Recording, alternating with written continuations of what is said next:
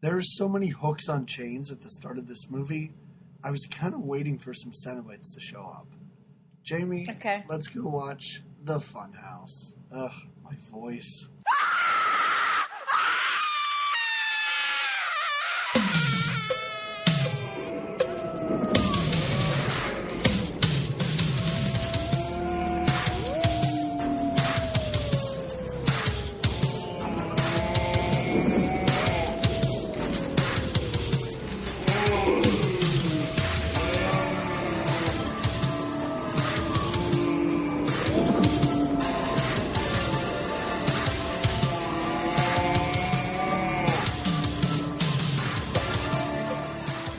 Hello, everybody. Welcome to another episode of Good Times, Great Movies. We're an 80s movie podcast wherein every 2 weeks we watch a movie from the 80s and then we talk about that movie.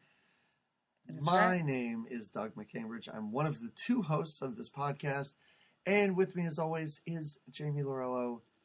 Jamie, we literally several weeks ago watched a movie with the word sorority in it, and it had less nudity than this movie did. Yeah, I was surprised at the amount of boobs we got to see here. And I thought she looked very young. Holy shit. Very young. When she was in that robe, now, first of all, this is nothing to be proud of, but I watched a lot of movies on HBO when I was, let's say, 12 to 15 years old. And I got really good at knowing when you may see nudity. Okay. And when she was in that robe at the beginning, I was like, holy shit, this 14-year-old's going to get totally naked. I had to look her up to make sure that I was not watching a criminal film. Oh, yes, she was of age, right? She was of age. She just looks so young. She looks like she's 14 years old. Yeah, the whole time. Though the whole time, well, yeah. It was troubling, too, then later, because I'm like, she's supposed to be in high school, I guess. Like, she's in this movie supposed to be 18. I doubt that. Sure. No, there's a couple of little uncomfortable, inappropriate, well, we're about to get into the opening, but don't you think the little brother stays a little too close to his naked showering sister for a little too long? I wanted that kid to die. I gotta tell you, I hoped he died. There was he was killed. Well, there was a weird nothing that came with that kid, except then I think he was later molested by a carny, right? A carny nurse guy that was like, I took real good care of him, and his parents were sort of indifferent to it. They were like, oh. There is a really good chance he was molested by that guy, because that guy's demeanor was that of a pedophile. Yeah, super creepy pedophile. And the parents, though, were so... okay, let's get into it, because we do meet... Her mom is a drunk, right? I was just going to say, she's an alcoholic. No? Yeah. The way that she just did not give a shit about this kid at the beginning, the way that the entire family seemed to hate that brother was, first of all, justified. Well, yeah, you wanted him dead, yeah. But also, I was like, oh my God, she really hates that kid. And then later I went, oh no, she's just a hopeless drunk. Yeah. But that's no better. Like, that's not an excuse. What about at the end when she takes him from the creepy molester guy and sits him on her lap in the front seat? He himself is like 8 years old. He's not lap worthy, right? And I love how the molester guy is just like, he was here and I'm sure it was a traumatic experience. She's like, whatever, he's a fucking imbecile. Yeah. I hate my own son. Well, okay, so to be fair, right, let's get into it, because to be fair, he is very creepy. He's a very creepy kid when we're introduced to him. First of all, can I just start by saying a couple things? Yeah, of course. First of all, listeners, you may see that I can't talk. Mm-hmm. I'm going to power through this. Jamie's taking us through it, so maybe I won't have to say a whole lot. I don't know. But because of your kind Patreon donations, somebody else might sound a whole lot better, and it's Jamie. That's right. You guys bought her a microphone. You wonderful patronages. Mm-hmm. Yes, mm-hmm. and I don't even think they knew that you had a microphone mishap. How many months ago? It was a while ago. Yeah, there was a while ago that there was a cord Yeah. Yes. still here, but it didn't work. It's more for show now. My old mic, and now I have this beautiful new mic that glows blue at me, and I hope I'm like a golden on the ears of the listeners. Right. And I think rather than take these donations and buy ourselves watches or something, let's say. Yeah. You know, I think we put the money back into the show, I think is what we're trying to say. So don't feel as though you're... our compulsion of time. Right. So don't feel as though you're completely wasting your money if you are donating to this show. You're not. And also, and I don't know if you know that I did this, Jamie, but for the month of September, I took our Patreon donations and we matched them. Yeah, and I donated to hurricane relief. I thought that was a nice thing to do. I didn't even know that you did that. We are nice. We're a nice little podcast. Wow. I thought about just going down and throwing paper towels at crowds of people, but I thought that may seem insensitive and might make me seem like I'm a total creep. Oh, only if it's the quicker picker-upper. It wasn't a lot of money, but any little bit helps, so we're just, you know. That's what I think. Wow. Sometimes we do things that aren't just making fun of people that make films. Right. It's not just Good Times, Great Oldies. It's Good Hearts, too. Well, right? If our podcast was named Good Times, Great Oldies, that would make sense. I do that. I've done that before. You have. This might be the third time. I don't know. I haven't been counting. All right. But anyway, Jamie, this is our last horror film of the season. That's right. Not really. We might have one in December, depending on what your classification of horror is. But for the month of October, this rounds out a pretty entertaining... Let's just say this. Before we get into our feelings about this movie, which we will talk about at the end, I do have to say, when I finished watching this, I was so happy that we watched House on Sorority Row. I'm so happy that we started with that film and that was at least part of the collection of films that we watched. So that was your favorite, you would say. You're just going to be giveaway and say, yeah. Hands down. Yeah. Yeah. Put your hands down for the House on Sorority.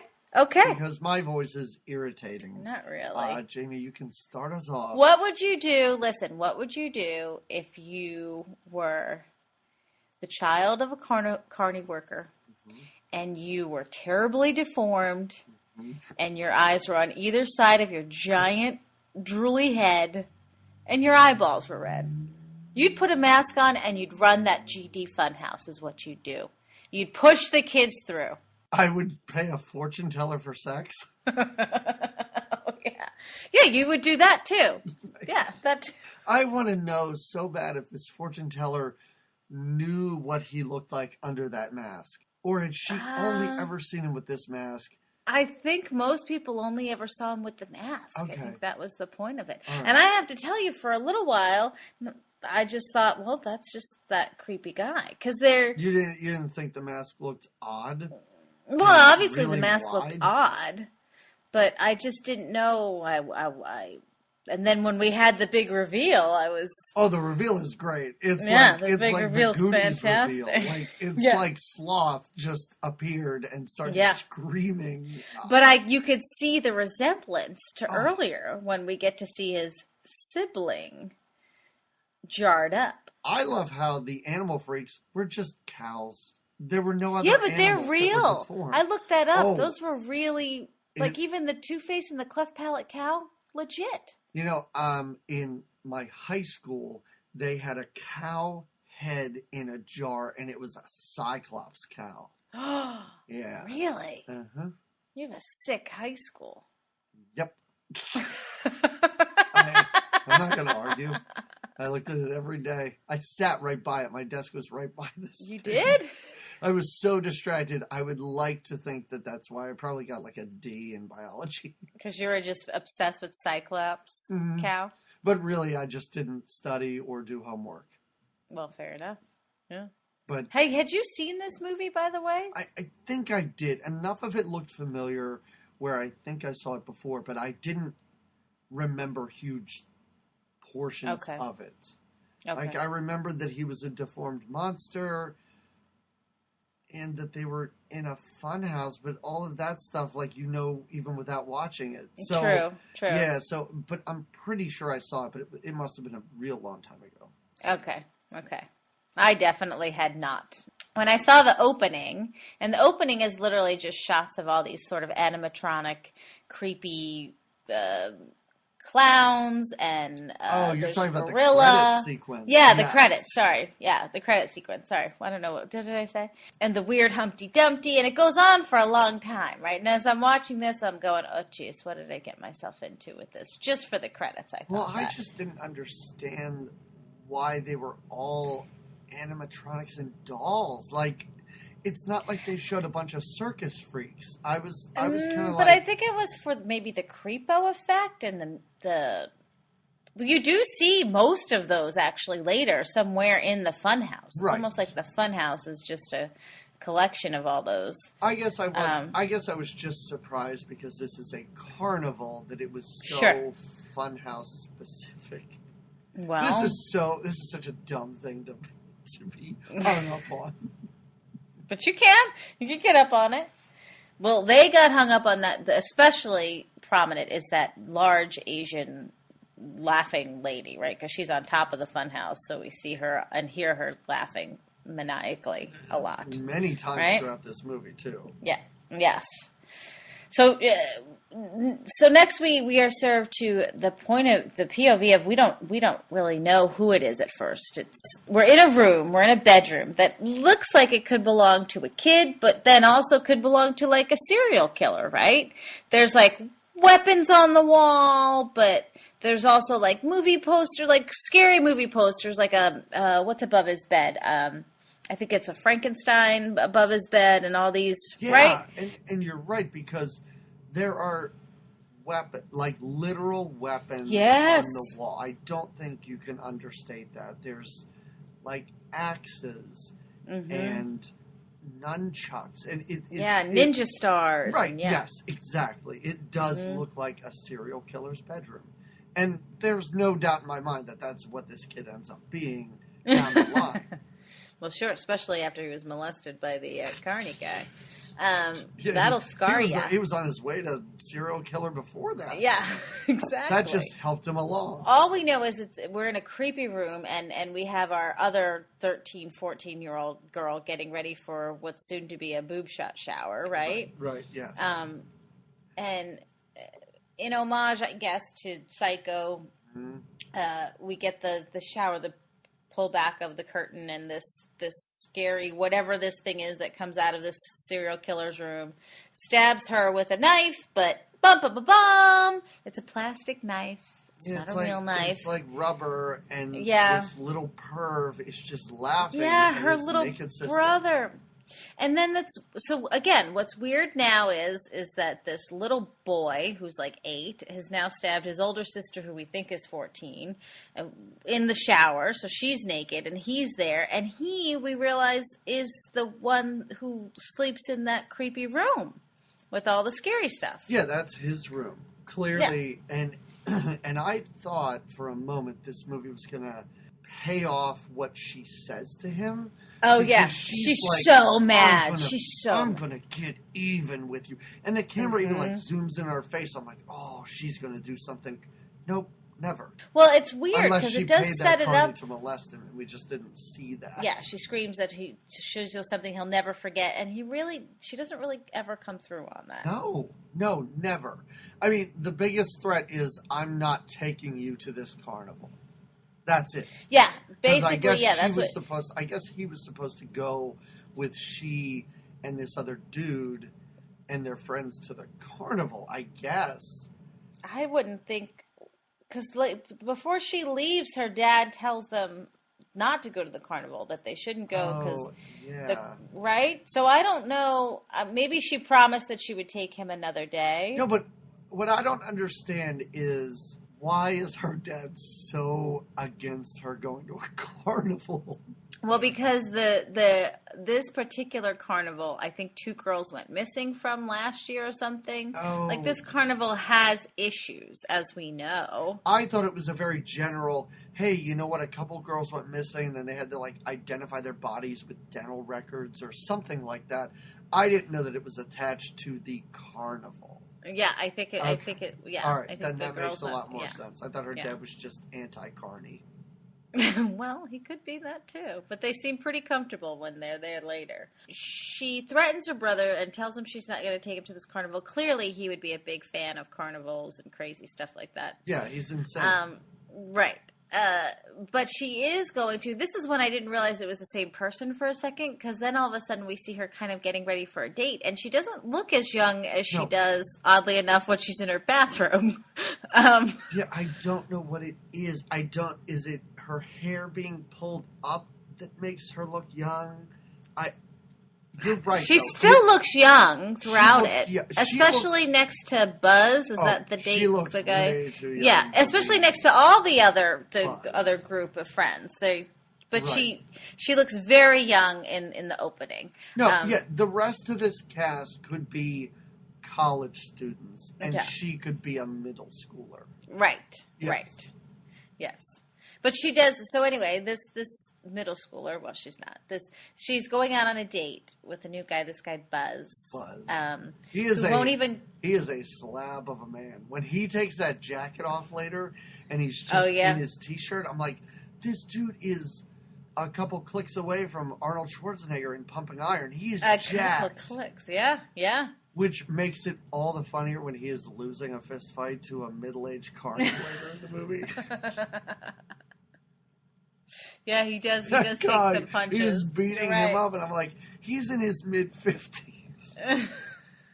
Yeah, but he packs quite the punch, I guess. I guess so. Well, he's always had to fight with that giant monster, I guess. And who knows who else? I mean, her parents. Her name is Amy, right? Her brother is. Her name is Amy. I don't know what her brother's name is. I have his name written down at some point, but.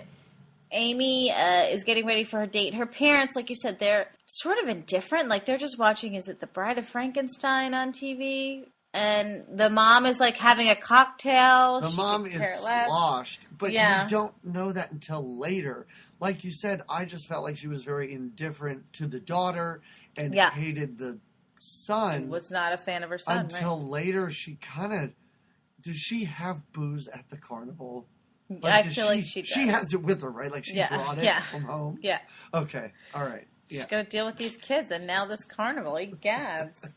Right? Yep. Well, her dad, they kind of not make fun. Because Buzz pulls up, and the dad's not happy that doesn't want them to go to carnival. And I think is even like, and who's this guy? We didn't even meet him. And he just literally, he beeps the horn and makes her, right. He's not a gentleman, and I feel like, I think this is their first date, right?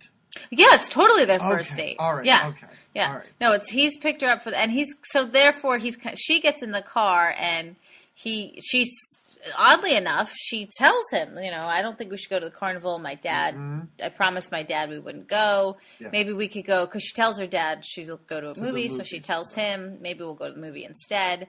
And he's kind of like rude to her, like, oh, you're going to listen to your dad, and your dad doesn't scare me, and our friends are still going to be wanting to go to the carnival.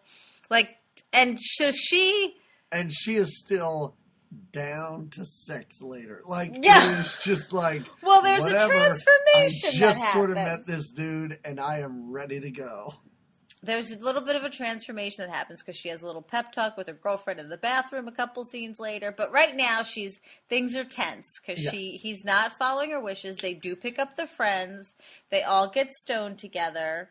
And even the friends, like when they get to the carnival, they make mention of like, are they really getting along? Because things seem tense.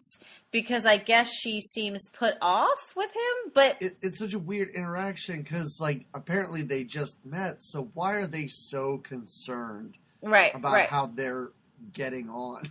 And I feel like Amy, the actress that plays Amy, some of her delivery... I mean, at the end, she has some pretty amazing screams that just take over her whole face. Sure. But in the beginning, she's, like... even with him, I thought she was mad at him, but she's smiling at him all weird. And when she first gets to the carnival, I know she's supposed to be taken sort of aback or thinks some of the things are strange, but she looks at them with this goofy smile. Mm-hmm. Like, her facial expressions are hard to read. They don't really convey what she's supposed to be feeling, I guess. Yeah. Do you agree? Did you note that? She's a really interesting character in that she's the heroine of the film. Right. Spoiler, she survives in the end and defeats the evil. Oh, yeah. But she bucks all of these weird horror movie tropes in that she gets nude immediately. She is smoking weed. She is down to banging this dude that she just met. Like, she should be the first one to die. Yeah. But she is the hero, which is really, really interesting. I don't know that her acting chops are great. Well, I don't think she was in much besides this. I think she was in Amadeus, right? Yes. She was love interest in that. Yeah. She's married to Kevin Corrigan. Oh, yeah. But yeah, I mean, I don't know. I could talk about her friend's red pants more than I could talk about her acting. Her friend's red pants. Oh, yeah, she does have. Oh, she's got that purple top and red pants. Yeah, it's a pretty great outfit. Oh, see now what you thought was going to happen, because in the meantime, okay, so she goes on this date and this starts happening, but the brother sneaks out of the house and is also going to the carnival. Oh right? my God! How when about he meets his that guy little in the adventure? trunk, that's great. I totally forgot until now about that. Yeah, he goes on his own adventure, and you really do think that something's going to happen with this brother. They set it up for you to think, oh, again. Right. I was not thinking this kid is going to be picked up by his parents halfway through the movie and taken home, and we never see him again. I mean, again, you don't kill a kid in a horror movie, usually. But if there's a kid that they're going to kill, it's this weird perv. So I was really kind of like, oh, that's how his storyline ends? It was really weird. Yeah. Because getting to that point was really interesting. I could have swore he was going to go into that funhouse after hours and get killed. I thought he was, she was, But that she doesn't, was going to have to save him in the end or whatever. But yeah. I thought there was a weird bloody guy at the carnival, but it's not. I guess he's filled with cake. I don't know. Wait a second. Covered in cake? You saw a guy at the carnival who was filled with cake? Like, made from cake? What are you talking about? What movie did you watch, Jamie? I wrote it in my notes because I didn't know what you had to pay attention to. And again, when they first it's a great carnival montage because it goes on forever. Right. It's very cool. And Amy, notices a lot, like she's constantly, now they're stoned, I guess. So she's really like looking at everything. Right. And one of the things she looks at is, I thought it was a man covered in blood, but maybe it was a man covered in cake? Did you remember that, man? Nope, not at all. That does not sound like a carnival attraction. I don't remember this at all. A man covered in cake or blood. I don't know. No? I don't know, but I do. It was in the beginning of the... Yeah. Anyway. And this funhouse, when she gets down the basement, the intricacies of this thing, I'm like, how did they break this down? Yeah, I was just going to say, this is not a traveling funhouse. Yeah. I mean, it is, but it doesn't seem, She's in like a cinder block room with metal doors at the end of this movie, like that looked like an underground bunker. This is not pack up and go to a new town. No. Yeah, once we're in the funhouse, we realize. But it is, going back, it is kind of fun to feel that carny, that... Oh, yeah. That vibe of this, it's a gypsy circus kind of a feel. There's a part where they sneak behind a tent to smoke pot, and my thought was like, you are in a rural carnival in the early 80s. I think you could just walk around and smoke pot. Nobody's going to care. You have been to a carnival where they the games and you Oh, sure, and like do that, the like bumper cars and because we get a whole right. montage of merry-go-round. So nothing too dangerous happens for a good portion of this because again, we're getting to kind of see this date unfold. They're really setting the stage. They're Sure. putting us into this world. And it's fun. It's a fun house. I love the bathroom when they go in the bathroom. Oh, now we get into this little cruddy bathroom where the two girls kind of have a little powwow together, right? I don't remember the friend's name. Purple Pants. What's her name? Or Red Jamie, Pants. Listen, I was obsessed with Red Pants. I got to tell you. Yeah, you loved her outfit. Love her. Her name is Liz, but her real name, because I saw it in the credits, and I went, I don't know who this person is, but that's not a real name. Her name is Largo Woodruff. That is Largo? That's a crazy name. Wow. She only acted in like 2 or 3 things. But yeah, Largo. I am obsessed with this girl. Yeah. I loved her death scene. I loved every time she was on screen. I thought she did have a pretty good, yeah. And she had some good screams too. And her little boyfriend with the glasses, right? She had her little boyfriend. Yeah, I was kind of glad when that guy died. He was. Yeah, you didn't want him around. Yeah, you were done with him. You wanted her all. You wanted little Largo all to yourself. I did. I was like, this guy's like a super nerd and a thief. And thank God he died. And he does. Yes. He does. Yeah, twice actually, because later on he gets an axe in the head. Well, I don't know if he can die twice. He's not like a zombie. But was he Was he alive? He just gets extra killed, I guess. Okay, there you go. Let's just say his corpse gets mutilated, I guess. Okay, we could call it that. Yeah, that's more accurate. I agree. I had a hard time earlier before they're in this bathroom when the couple is in the car. I had a real hard time hearing what they were saying. It was just mumbling. I didn't even know what they were talking about. You know, when it would cut back and forth to them in the car and the friends concerned about how they're getting along. Yeah, that's all. That doesn't they were just, I think when they were in the car, he's trying to make it nice, which he ends up doing by winning her a toy at the carnival, and they have such a nice time in their montage, but he kind of apologizes to her in the car. Okay. All right. Because he's like, are you mad at me? And she's, again, with this goofy grin. I guess she's supposed to be mad. And she's like, no, I'm not. And he is like, I'm sorry, like, whatever, let's just have a good time. We could be friends, I think is what he tells her. Right. And she's like, okay. And then they carnival magic happens when they ride the Ferris wheel and he wins prizes. And it does seem magical, Jamie. I wish I had some sort of carnival romance in my life. And I never did. Oh, no carnival romances to speak of? No. I'm sorry. I went on a haunted hayride once with a girl. And then it was cut short because somebody on the hay thing threw a battery at like one of the performers, and it was crazy because they like hit the lights and turned everything on, and the people all like ripped their masks off, and the guy was like, "It's that guy right there," and he like got pulled out of the cart by like, I guess hayride security, and then it was like, that's it, ride's over, done. They just for took a battery. He threw like, a battery, like he brought a like AA batteries to throw at the teenagers that are trying to scare you. Oh, I guess a battery would hurt if you got if you got If I threw a AA battery at your face, that would hurt. I don't care if you're wearing a rubber werewolf mask or not. That's still, you shouldn't do it. Are you defending the battery thrower, Jamie? No. I'm just curious as to why it would stop the entire ride. Like, just get the guy off and let the ride continue. That ruined that romantic haunted hayride. And why I would think it would be a romantic haunted hayride is beyond me. Yeah, why you put romance and haunted and hayride together?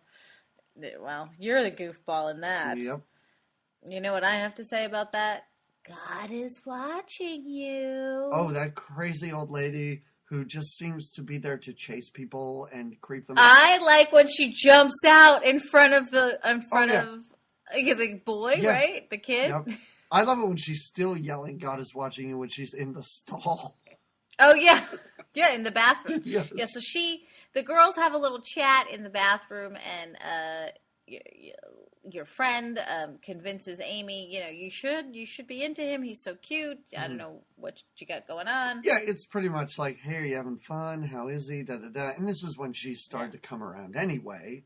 Right. Yeah, and it's just... He's already won her. For a while, she clings on to, like, the panda bear or whatever it is that he right. won her at the... Yeah. But then, spooky old lady comes in. She looks like a witch, tells him God is watching you. And again, there's these moments that Amy kind of gets where she looks at someone or something and is like, oh. Yeah.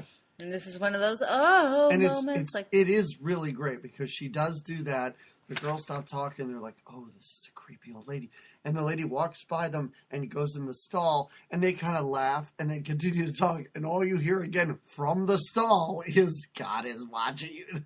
I was like, is she pooping? And this is what she decided to say. Well, I guess God's watching them. They are talking about doing it with their men. So maybe that's the other thing. It's a little scandalous conversation. She can't help it when she poops and hears ladies talk about getting it on. She's got to, make her comments, no matter where she is. I am interested in her and Red Pants. Those are the two you want to know more about. I know enough about that monster and his weird dad. And her entire family. Well, do you know that his weird dad plays like 3 roles in this movie? He is every carnival barker. But I read somewhere that he wouldn't do the movie unless he got to play all 3 roles. Yeah. That is an odd... Did he get 3 paychecks? Is that how this worked? I don't know. I don't know how it worked. Maybe he just felt that you do notice. I mean, he doesn't look that different. So noticeable. Yeah. To the point where I went, I'm pretty sure he's that same guy. Yeah. The first time I saw it, and they continue to show it as though they want you to understand what's happening. But immediately I'm like, oh, they couldn't find anybody else?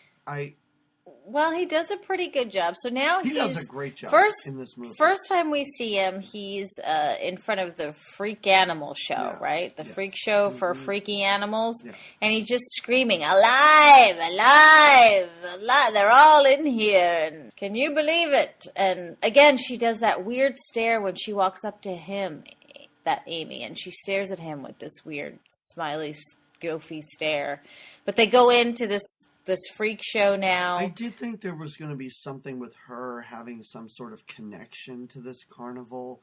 Just the way that she did stare at everything. Yeah. And the carnival barker kind of made some sort of connection. That's what I'm saying. And then she talks to the fortune teller. Like, I was like, oh, this is something like her grandmother started this carnival. Like, I was ready for some sort of weird backstory like that. Yeah. I agree. But this is also when I thought that her parents were just afraid of carnivals. They do, when he's sneaking out of the house, they do have a conversation. Because we see her brother sneaking out of the house and inside the parents are having a conversation about how carnivals are weird and just not good. Like, they definitely don't like carnivals. No. If that makes you feel any better. Well, it doesn't make me feel better because they should not have those views. Carnival folk are people too. They're people too. They're deformed monsters of people, but they're people.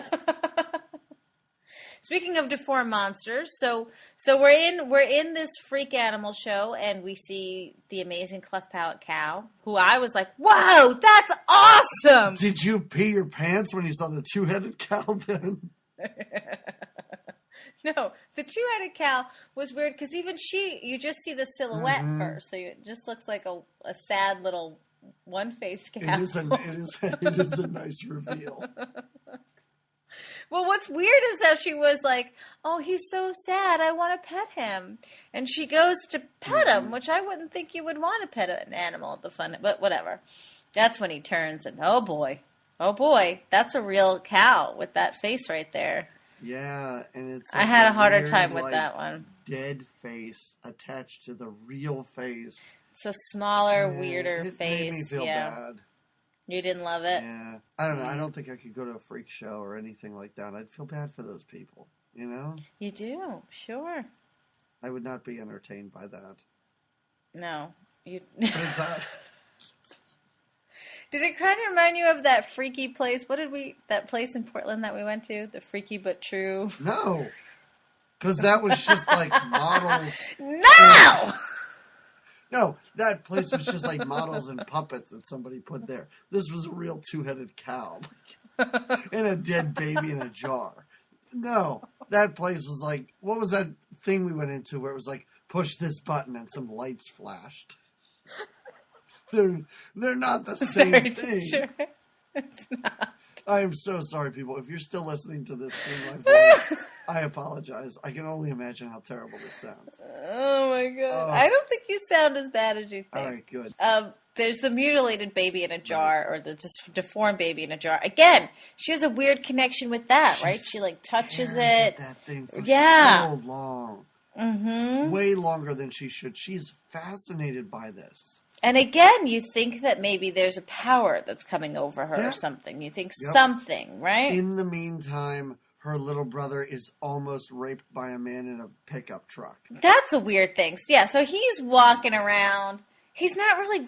What does the guy do? It's so creepy. So the kid is walking, and he's obviously walking at night. He's scared. He gets freaked out basically by his own shadow. Yes. And then a dog barks. He gets freaked out. And then a man in a truck pulls up, in a pickup truck, and is like, hey, what are you doing out here, kid? Let me take you home. And then has a shotgun and points it at his head. Get in the truck. You want to ride? And it is this creepy old man with like missing teeth. Mm-hmm. And you're right. He pulls out a shotgun and points it at the kid. And the kid runs away, and the man just sits and laughs. Just laughs to himself. All creepy like, yep. But he doesn't take the ride from the creepy guy, because he finally does get to the carnival with a sock full of change, I guess to enjoy his carnival time. In the meantime, the couples head to a magic show, right? Did you love the magic show? I could just shut this movie off after the magic show and just been satisfied. Didn't you feel like if the magician were played by our beloved Jeff Goldblum, it would have been amazing? This role is created for Jeff Goldblum. I know. Has he ever played a magician before? Because he should. He should. This guy, I can only imagine, this is the early 80s. Jeff Goldblum is still, he's coming up. He's done a lot of good movies at this point. I assume he watched this and just went, that's it. That's my persona. That's who I'm going to be. I'm going to take magician. it and run. Right. Mm-hmm. This magician is great. I love how he's just drinking and smoking while he's on stage. And we don't see any magic. Is this the entire show? Yeah, because then once he does his spiel, I guess. So he tells the story of Dracula being the devil's son, and he picks a very squeaky voiced girl from the audience and puts her in this coffin box, right? Mm-hmm. And the Impaler, I think, is what he calls it. Sure. Right? Yeah, he's got a big stake. And he does this trick where you think that he's stabbed her in the heart and blood's coming out of her mouth, but ta-da! It's just one of his magic show girls and she's fine. Yep. And then he's like that. They exit the stage after that. Oh, That's it. It's really great because he stabs this girl with a stake. She spits blood all over the place, goes limp. He opens it. Ta-da! He even says, "This is my daughter," and she's like all dressed in a sequin outfit. The end of the show, house lights up. He's like, I'll be back on in a half hour. Yes, see you again in 30 minutes. Did you notice, because I got to tell you, I watched this several times. Because I found just that scene online. And since then, I watched it a couple times. It's your fave. Oh, I really enjoyed it. While he's talking, there is a woman in the crowd that's just heckling him. And it's, I hear. You can hear. But you can hear some lady just yelling at him. Yeah, going like, "Where's the magic?" Right? Suck. Like she's just always, Mm-hmm. I really enjoyed that. That was a fun little Speaking scene. of hecklers now, so they leave the magician, the enjoyable magician who you love so much, to smoke a joint behind the tent, and then they go to see the psychic lady, Madame Zena, the fortune teller, drunk fortune teller, and while Amy gets her palm read, her friends are giggling like a bunch of buffoons. I was really mad. I was Yeah. so mad watching this. I was like, those pieces of garbage. This lady's just trying to do her stupid shtick as a carny, and they're laughing at her. Yeah, they like couldn't even. They were so giggly. And to be fair, Amy, who was getting her palm read, was taking it pretty seriously, Right. as seriously as she Yes. could. I guess. Again, Eventually, she has she that started laughing. goofy reaction. Yeah. Well, because they're laughing, and then eventually the fortune teller is ignoring it, and she is She's like, great. "If you ever come back here, I will beat the fuck out Yeah, of you." I will Or some break kind of every bone in your fucking bodies. She even said, she yells at them and throws them out. You don't fuck with that fortune teller, Yeah. BS. So the date's going well because the next thing we know, our couple. This is when things get a little weird for a minute. Like, so our couple is hot and heavy making out behind the tent. Yeah. Right? Yeah. Hot and heavy. The other couple come up, and I thought that they suggest that, like, are you ready to leave? But then they don't leave. They go see the Wiggle and Dance show. Right? Yes. But I thought they came up to them and they were like, "Hey, are you ready to leave?" And they were like, well, I don't know. Regardless, they interrupt their making out so that they could now go to the next carny event, the Wiggle Dance show, or the Girls show, right? Girls is exactly what it's called. And that's what it is. 3 girls. Girls. Those girls with tassels on their boobies. And I love how the guy trying to get people into this show has a girl, and he's like, "Oh, look at my sister. My sister here. Oh, yeah. My sister looks amazing. Come in, see more girls like my sister." I'm like, this seems inappropriate. I don't like this. It's so wrong. They wiggle and dance. They wiggle and dance. They dance and wiggle. They wiggle and dance. Like my sister. Right. Wiggles. Yeah. Wiggle. Dance for the people, sister. I'm like, first of all, she looks 40 years younger than you, but okay. Yeah. And they go to the back of this tent. Yeah. And they want to peep in on the girls' stripping show. Yeah. And they are all into this. The two dudes, the 2 girls, they all cut a little hole in the back of the tent and look through. And all we see is like a bunch of hillbillies just slack-jawed, whooping it up. Wiggling, with ladies with tassels all over. And they're just shaking their money maker. They're just shaking what their mama gave them, right? You know who's not as into it? So you're right. The 3 of them are into it. But your little friend there, Lady Purple Shirt. Her name is Red Pants. Red Pants. She is busy eating her cotton candy. She has a giant cotton candy that she's brought back there. She has no time for the community show. She's like, I gotta get through this whole thing of cotton candy somehow. Why did I buy all of this cotton candy? They said they were going to share it with me. Nobody's been sharing it. It's up to me to eat this. I got no time to look through that hole. That's huge. It's huge. And she walks away from the hole, bumps into a creepy old man, right? Who's also peeping on the show. Giving this old man a hard time. And I'm like, you were just doing the same thing, you weird kids. Yeah. And you kids are even weirder because you could be making out with each other instead of watching the peep show. But anyway, all of a sudden, our nerd guy boyfriend has a great idea. It is a great idea. That they should. They should sleep at the Funhouse tonight. They should sleep over. I don't think he says spend the night sleep in the over. Funhouse. I think it's just let's stay here all night. I don't know if they're planning on like sleeping. You know what I mean? Like. I'm sure that at some point, I don't think their plan is to stay there till the sun comes up. I think their plan is... They want to spend the night. Right, but I mean... Well, they're not going to pack like a sleeping bag and do Mad Libs or anything inside the Funhouse, but... Is that what happens during your sleepovers? It's just Mad Libs. Oh, they do decide. So they decide, yes, it's a good idea. Let's spend the night at the carnival. The girls are responsible in a way, and they both go to some random phone booths that are at the carnival to call their parents and let their parents know they're spending the night. Jamie, I gotta ask you a question about this. Yeah. You see this in TV shows and movies all the time. Have you ever done that? where you and your friend call your respective parents and say that you're going to be at your friend's house, and she says she's going to be at your house? No, I've never done that. No. Oh, okay. Me neither, but it seems like something that happens all the time. Yeah, if I think believe it does. TV and movie. Which I do. All right, well, that's a bummer.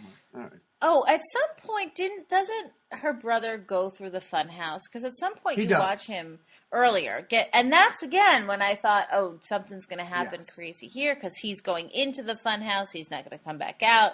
She's maybe going to have to go in and get him. No. That's the first time we see Frankenstein the mask guy. monster mask. Yes. Yeah, putting him on there. Mm-hmm. But he doesn't. He gets out because now when they decide to go into the Funhouse for their overnight, the brother is watching them go into the Funhouse and watches that when the carts come back around, they're not in. She doesn't come out, right? Why is Humpty Dumpty in this Funhouse? I guess he's creepy. Okay. Is Humpty Dumpty creepy because he's a big egg? I never thought so.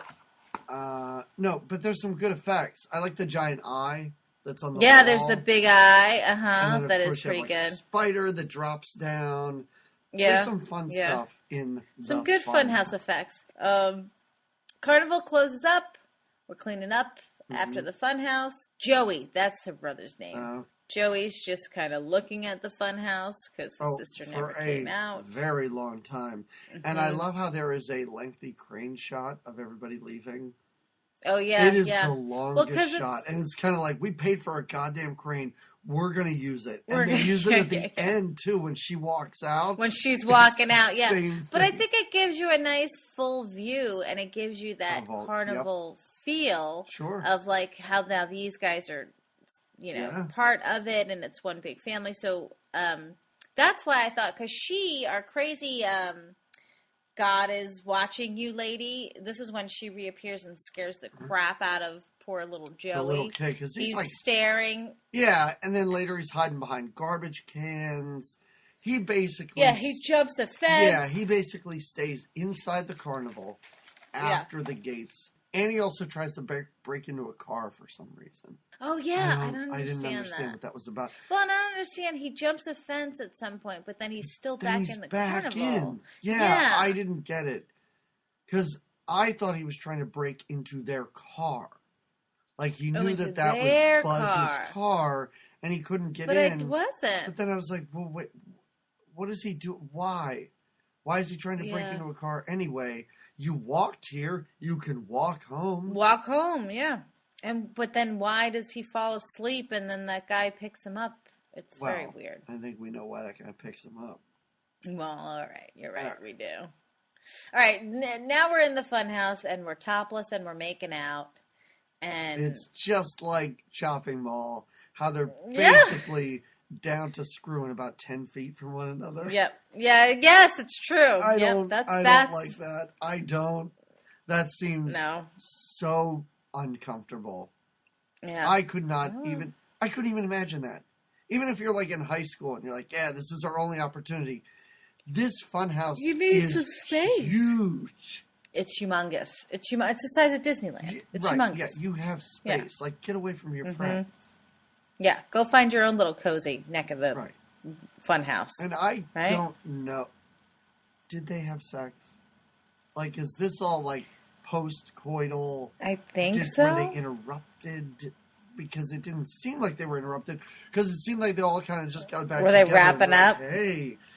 So well, they do end, though, because of a noise. No, they stop because they all hear something. Oh, I thought they all just gathered together and then they heard something and all the lights came on down. No, they're doing something. Throes of passion. And then, they all stop because they hear something. I don't know if they were completed their passionate. I don't know where they're at. But then they get to get their eyes on some other sexy times. So they're like upstairs, like in this lofty area, right? Like or maybe just on the top floor above. Oh, yeah, this Funhouse is about 8 stories high. Let's just say that it's humongous. It's huge. And the madame lives in the Funhouse, I guess. She's got a locker room in the Funhouse. Yes, Yeah, the fortune teller. The fortune teller seems to live on the ground floor of this fun. Yes, she's got her own little space, cute little space there, where our scary monster guy. Well, we don't know yet. Frankenstein. He's wearing a monster mask. Yeah, true. He's coming in and grumbling and pretty good. Wants to pay. That's not bad, right? Not bad. Wants to pay her for sex. $100 too. Yeah. Does she up it to that? I feel like she goes. Does. She's like, give me more, and his dad later is very upset. That you paid $100 for that? I could have got you any of those little dancing girls. Yeah. She's not romantic at all, let's be honest. She's like, what are you doing? Go lay down. Does that feel good? Does it feel good what I'm doing? She's like so not soft and not... I mean, he's in a monster mask. I get it. I mean, this is a woman who threatened to break teenagers' bones if they were ever to come back to her place. And she's drinking all the time. Oh yeah. She's just constantly slinking back. Yeah. I mean, this movie is not kind to carnival workers. Let's say that. No. Nobody. Well, the best person in this comes off as kind of a pedophile. It's true. But I don't think carnival workers have a very good reputation on their own. No. I don't think the carnival workers union was going to protest this movie or anything like that. No, not at all. Yeah. But, okay, so she tries to give him some sexy time and ends up basically giving him, like, 2 strokes of a hand job, and it's about all he can handle. Does she make fun of him or ask him for more money? No, it is simply... He just gets angry, He seems dissatisfied with the services. Yeah. And she's like, what? No, you don't get your money back. I see her point.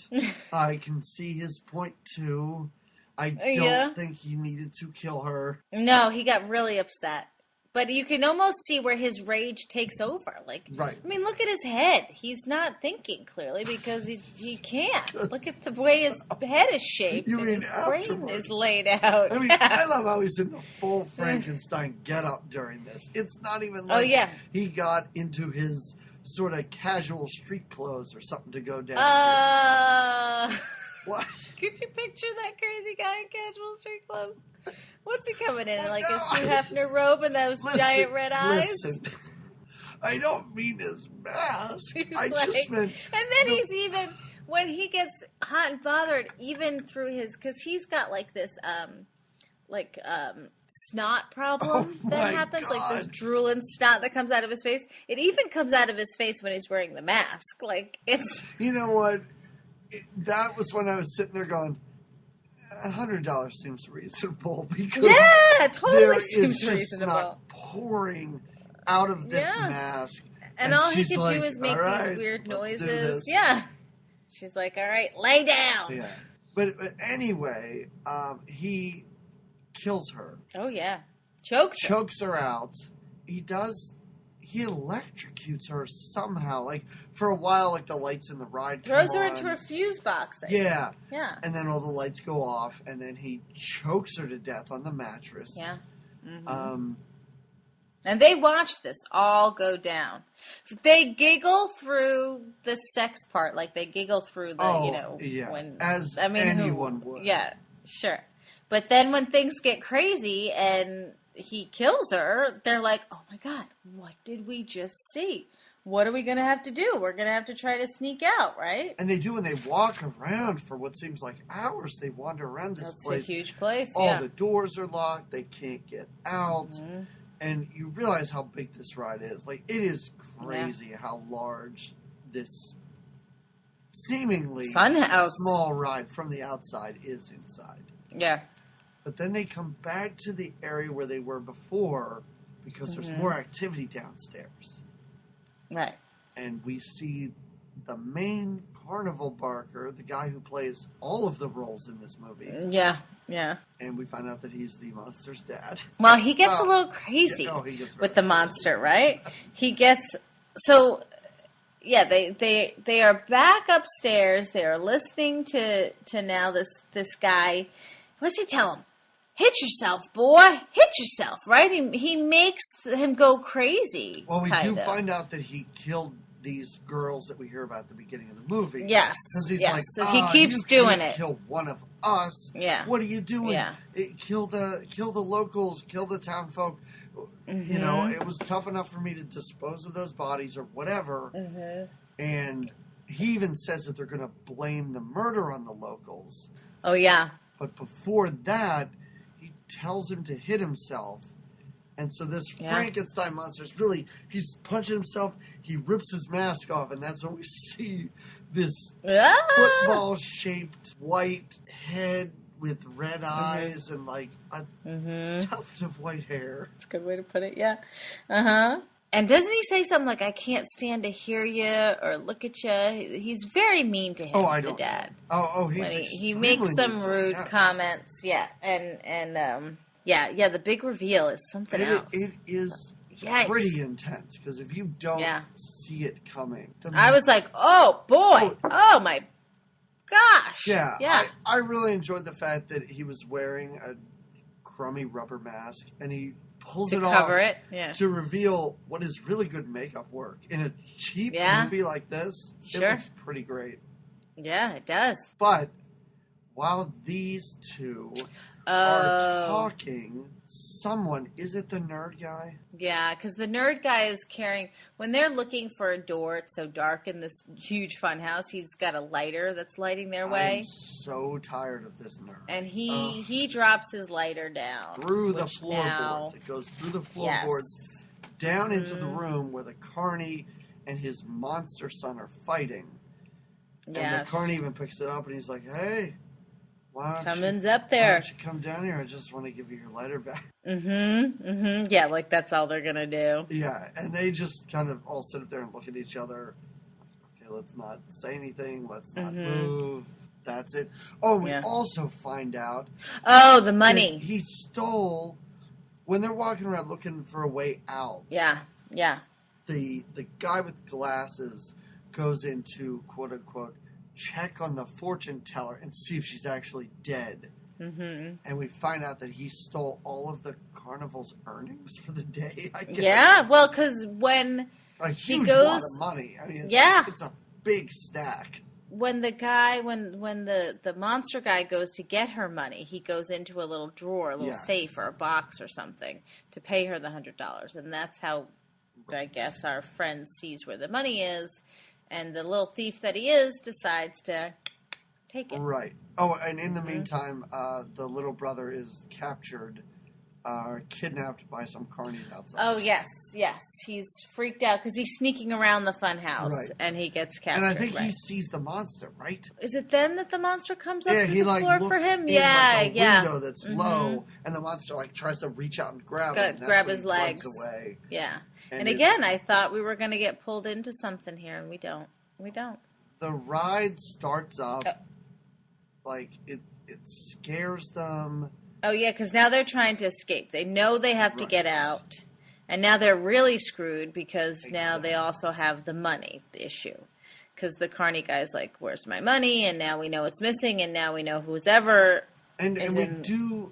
Early on, we cut back and forth between these kids trying to find a way out and the carny guy and the monster. And he's kind of like saying, listen, all you have to do is kill these kids. That's it. After this, don't worry about it. We'll take care of the bodies. It'll be like this never happened. We'll blame the death on them. And da-da-da-da-da. So this guy's... They got a whole cover-up. Yep. And he has a gun. So he and his monster child are going to go in and kill these 4 kids. Oh, he also, in this scene, he mentions that I guess the monster killed a bunch of Girl Scouts in Dallas. Oh, yeah. It is just a throwaway line. I was like, that is disturbing. That's right. He does say something to that. Like, I mean, this carnival does get around. It does tour. Yeah. Our first killing is of your least favorite character, our nerd guy. And it is a crazy kill. Like, I was like, it's very random. Like, all of a sudden, it's like he puts his head into the noose and ties Right? It is literally, he's telling a story about how he was scared of being locked in a closet when he was a kid. Oh, yeah. And suddenly, for no reason, he is hoisted up out of this scene. They're all sitting cross-legged in a circle. I don't know how nobody noticed that a noose had gone around Well, his and he neck. literally turns his head and snuggles up into it. Yes. And then he is lifted into the rafters. And they all try to grab for him, right? Yeah. The tallest of whom, the Buzz guy, doesn't really try that hard till he's gone. No. But whatever. Buzz actually seems to be, like, pushing the girl's hands away, like, no, he's already dead. I'm like, no, you could, he's right there. You could just... You could probably but you're a yank... big dude. What, you could get him. But what's the yank gonna do, really? If he's being hung and you pull him the other way, doesn't that just... No, I mean, you could put your hands... Push his legs up. Okay. Yeah. Well, they're trying to pull him back down. It looked like the girls are like, no. Yeah, it didn't... Yeah, they're not doing a great job. No. But, yeah, he's dead, and they're just like, all right, let's keep moving. Moving where? The girlfriend's a little devastated. But they're like, well, this is, and I think he dies with the money on him, right? Doesn't he still have the money in his pocket? I have no idea. I feel like he does. He does have a knife. They have a knife and an axe. Which they take from one of the displays. Yeah, which I'm like, these displays are deadly, because we see a giant sword later. Yeah, that's right. It's like, why aren't these just made of wood? None of it being plastic or fake. Foam? Yeah, no. Right, exactly. No, they're legit. He drops the knife, I guess, or whatever, and they just keep moving. And this is when we cut back to the girl's parents picking up the boy. Oh, picking up Joey. From the predator that has... And he just stands over him several times. Yeah. And I love how he's like, it took me so long to figure out how to contact you. Yeah. Like, how did you know who this kid is? Yeah, exactly. Because apparently this kid has been unconscious the whole time. It's not like 8-year-olds walk around with a license. I don't know. How did he know who he was? Right. How did he know where to... Yep. It's a very, very strange, just little storyline that happens. And then, they decide to take Joey home. Is this when she could... No, not yet. Because she could see at one point when she's running from the monster. Can't she see... This is when that happens? No. This is when they're talking to the pedophile. And at the same time, the ride starts up. Oh, right. And the beefcake sees somebody in a car riding toward them. So, and they think it's the... That is how you're going to try and kill kids, is by sitting in a cart. And just driving up to them, right, yeah. So he buries this hatchet into the nerd's head. Freaking the girls out even more now, A trap door opens, Red Pants falls down, the dead body of, I think his name's Freddy, right? I don't know his Freddy name. is the guy with the glasses. His body falls down. The axe is gone. The knife is gone. Oh, yeah. And Red Pants is gone. And this is when Liz sees her parents driving away. But there's like a vent with a big fan. And they can't hear her. Yeah, she's screaming, Daddy, Daddy. But they can't hear. Right. But now, so Red Pants falls through this trap hole, but she's not yet dead, right? She's in ductwork. Like, what? Yeah, she's in a weird area. Again, this Funhouse is insane. It's elaborate. It is. It truly is. She's kind of passed out, but she comes to. She's got the knife, and the crazy monster comes after her, and she's kind of seducing him, right? Listen, she's like, she's pretty smart. I could be your friend. I know you like girls. She even says, you don't even have to pay me. Yeah. Don't even worry about the cash. My boyfriend stole it all. He's dead anyway. Yeah, exactly. Listen, I am unattached at this point. Let's just try it. Let's just try a little monster love. So she goes in for like a hug, and he kind of does too, and she stabs him in the back, which freaks him out even more, and doesn't kill him at all. No, it makes him very or really violent. even injure him. Yeah, but now he like claws at her face, basically. It's interesting because the way it's shot like down, through like another vent. So you only see her from like the waist down. Yeah, you don't see her face. Legs kicking. Yeah. And then he's on top of her thrashing around, and then soon her legs stop kicking. But he's still really upset because he still has that knife in his back. Yeah, he still does, and he doesn't care. Yes. It's not, Later we see her, because Amy runs into her dead body, and we see she's got like scratch marks on her face. But so now she's gone. Yep. And now we're back up, or wherever, I guess, Amy and her Buzz boyfriend are. Mm-hmm. And now they are attacked by the Carney leader, by the ringmaster, if you will. They're held at gunpoint by him, because he's got the gun. Right. But somehow they get the gun away from him. He wrestles it away, I think. Right, he the big guy does. Yeah. Yes, Buzz. What a terrible name. Yeah. And this is when this old man is beating the crap out of this jack. Yeah, they have a fist fight. Yeah. Yeah, they have a fist fight, and he surprisingly doesn't do that well in it. He does terribly. But he comes out on top because he finally pushes him and impales him on like a... Just a big giant sword sticking out of the wall. That's just sticking out, right. Yeah. She's freaking out about all of this, right? Amy is now, they're losing her shit. Like, she's been slowly losing it more and more and more, and now she's really going, this is crazy. And how does he die? Because now Buzz loses it, too. The monster finds that and sees his dad is dead. He takes the gun from the Carney guy, and then he pulls the gun on the monster, and you hear click, click, click, no bullets.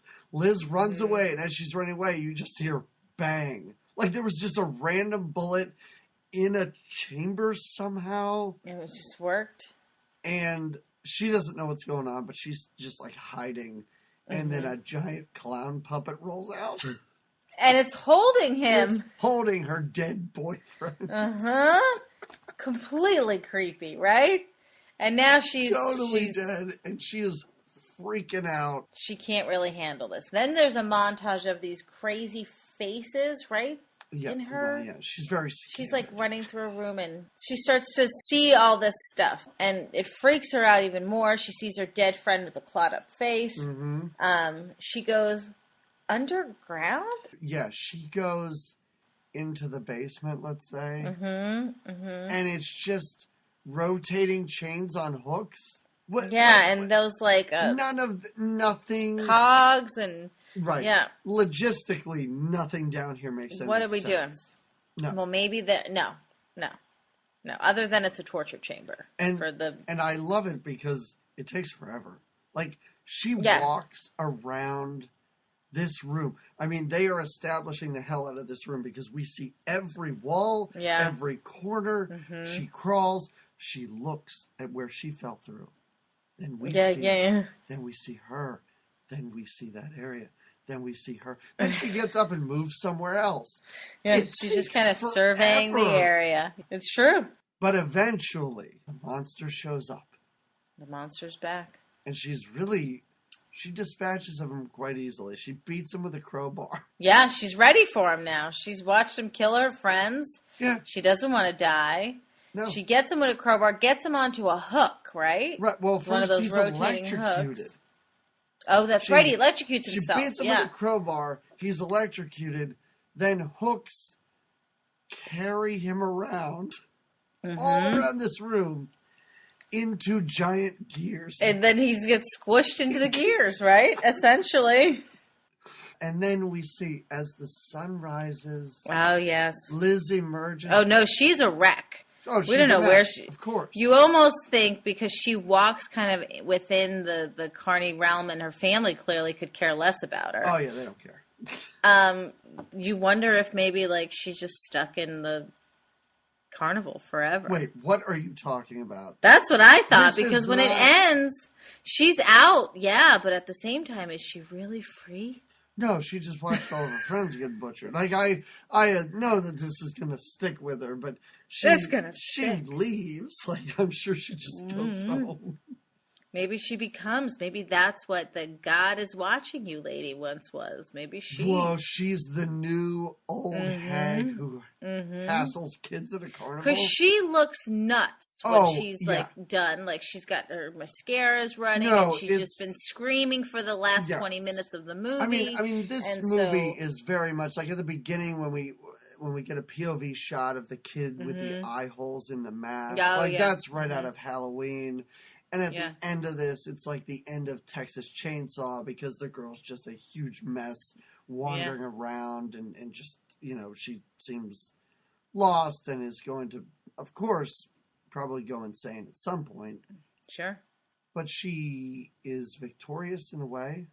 Yeah, oh, yeah. She beat the monster. Well, Yeah. you know what we forgot to mention is that this movie was directed by the now Oh, late great Toby Hooper, yeah. director of Poltergeist, Sure. Life Force, and other movies. Dot dot dot.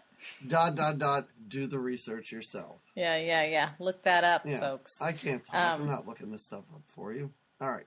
So go ahead. So what did you think? What was your final for our final horror movie of this great season? can I be honest? I Can I be honest with you and the audience and I hope that you would always be honest. Yes. yeah, I want to be. So this is not my favorite genre, right? You know what, Jamie? I You're didn't always think it every time you say something good about these movies, and I'm was. not going to say that that's where you're going with this, but you always seem to start with that. And I think if you enjoyed this, I gotta think you gotta stop saying that. This is now your favorite Well, genre. If you like this movie, I think you love this stuff. Go ahead. I think saying I loved this movie is a little too far. I wouldn't say I loved it. Sure. What I will say was I was surprised at how I didn't think, honestly, with the opening and just knowing, I didn't think I was going to get through it. I honestly was like, oh, this one is, I'm just going to have to tell him, like, dial it in. Kind of Wow. like with Tron. Like, I It's think I only fell like asleep with 88 Tron and I was minutes. like, Well, but yeah, Tron. That's rough. Yeah. no, I made it through and I wanted to see what was going to happen next. I didn't Oh. necessarily, wasn't like, wow, this is great acting or whoa, what a great story. But I was like, yeah, where is this going? What's happening now? I guess I was intrigued by it. I would give it like a 3 out of 5 stars, I guess. That's pretty good. I didn't hate it. That's great. I didn't hate it. That's great. I Yeah. am. Every time you like one of these movies, I'm just so happy. I'm just you don't need to like Tron. I'm amazed I know. anybody does. You don't Sure. need to like Young Guns, even though I love it. But boy, I am just so amazed that you are enjoying these movies. Sometimes I Sometimes, am too. especially in the case of Waxwork, more than I did. I would say Yeah. I would put this above Waxwork. I think it's Oh, better yeah. than that. But it's no House on Sorority Row for No, you. that was No. an amazing discovery. And I don't want this to just be about that movie. It shouldn't be. No. No, I really did enjoy this. I had fun with it. Okay, good. It is something I could sit down and watch again. Watch again? Okay. Okay. Yeah. Not just the magic show over and over and over. Which I love that you did watch I've that part already several times. It's awesome. Do you recommend? What do you recommend? I know you've got a good recommendation. For It's this. not a great recommendation. It's like a last. Well, it's a recommendation only because I saw it recently, and I guess the only true relationship is toplessness. Is that valid? All right. I'll take it. There is a fairly recent Czechoslovakian movie I called knew it. The Lure. Ooh. Lure. So in case my voice is confusing You're people, Czech? Oh, okay. that's how you spell it. Okay. It is a story about mermaids. Oh. Two mermaids. It's crazy. It is, and I won't even get into explaining it. It is a mermaid fantasy horror musical. is the Oh. best way to describe it.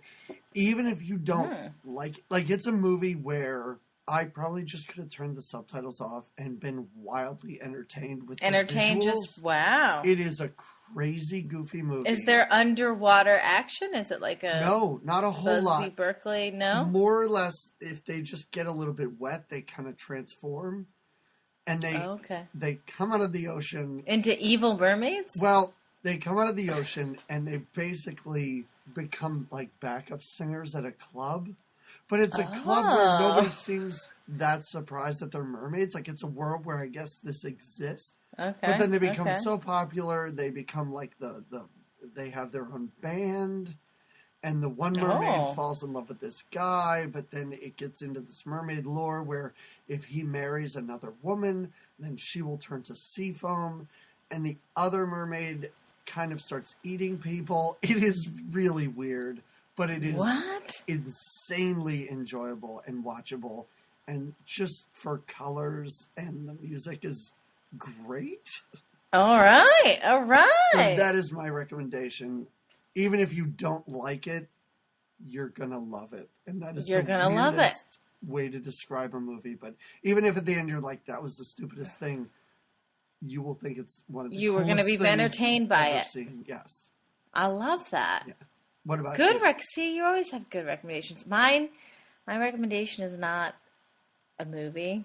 Oh, it's just not even a TV show? Well, I thought about that. I thought about saying get yourself to your local carnival friends. But besides that, I'll also add, and if you wanted to listen to some good, it's not really carnival music, but when there's this great band, and when I've seen them perform, they have these trapeze swingers, and the music is kind of gypsy rock, kind of carnival. Have you ever heard of the band Devachka? Do you know them? Nope. They did they were on the Little Miss Sunshine soundtrack. No, Jamie, once 1999 ended, I stopped paying attention to music. Oh, okay. Well, they're a fun band. Yeah. They're a lot of fun. They're fun to watch perform, and their music itself is sort of reminiscent, I guess, of somewhat of a carnival. How It Ends and A Mad and Faithful Telling, those are their two, to me, some of their two top albums. Now, it's 2004 and 2008, but it's not the 80s. So I thought you could still count it. Listen, Jamie, I think we just turned our listeners on to some stuff that maybe they've never heard about. Yeah, they're going to go watch some Czech movies and listen to some cool bands. I like it. That is right. The season of joy is on its way. Joy? Would you call our December joyful? Well, Jamie, there's a month between October and December. So... That's true. Our next show will drop on National Adoption Day. Oh, so Jamie, I think there's two ways to look at this. This could be the adoption of human beings, which is not the way we looked at it. Or it could be the adoption of animals. So I presented you with two dog adoption movies. Yeah. And I don't even know if these count as dog adoption movies. The one was the Jim Belushi classic, K9. K9? Okay. But classic. What did you choose? Well, I don't think we have done a T. Hanks movie, have we? We have not. Yeah. So I chose. I'm amazed by that, by the way. I know, as am I. Turner and Hooch. Of course, Turner and Hooch. Yeah. The classic cop, not a cop story, but the not a cop in this sense is a dog. Sweet. Is it a cop dog? Or does he just adopt this dog and then it becomes I think it becomes part of the team. Okay. I don't remember clearly, but I'm excited. Very long time. I'm very excited to see it. I am excited for a movie that probably has zero nudity. Oh, yeah, I don't think there's any. Well, maybe we do see some dog balls. I'm not sure, but... Dog balls. Well, stay tuned. Maybe we will. And no mutant monsters or serial killers. There is some drool, though. Oh. I think there is a significant amount of slime and mess face stuff. Yeah, it's all in slow motion, too, right? Yeah. Well, but we get to see T. Hanks. I'm excited. I mean, now he's a national treasure, right? Well, yeah. Yeah. National treasure indeed. I mean, at this point though, when we cover this, he was still coming up. You know, it was probably after Splash. It was after Bosom Buddies. Great one. It was after Bachelor Party, but he still hadn't made it big. It might have been after Big too. I don't remember. I gotta check the year. Is it 83? We gotta go check out Tom Hanks' IMDb page. So we will talk to you again in 2 weeks when I will have voice and Jamie will still have a microphone. So thank you. I will. Everybody. Yeah. And again, if you do want to consider buying Jamie another microphone in case anything happens to this one, go to our Patreon page. It is patreon.com/goodtimesgreatmovies. And we're on Facebook and Twitter, stuff like that. You can find us. We're popular. Yeah, we're on all the social medias. I don't think we're on Instagram. I don't know what that is. Oh, all right. Jamie, get us on Instagram. All right. I'll work on it. Somebody out there, I can do make us an Instagram. Do an Insta. Do whatever you want. I don't care. Just post a bunch of pictures of dog balls. It doesn't matter.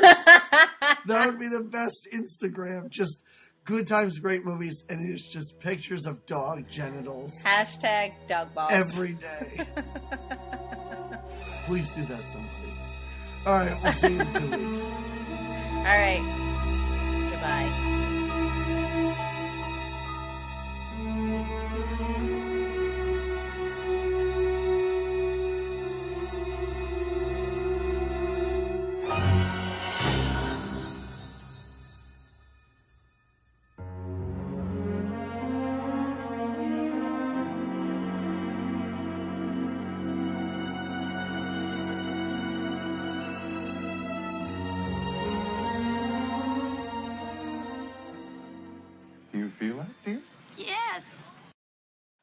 I can't even explain because I am not paying full attention, but every time I do, something bizarre is on. Now there's a very overweight beagle, and I'm concerned because he's so overweight for a beagle.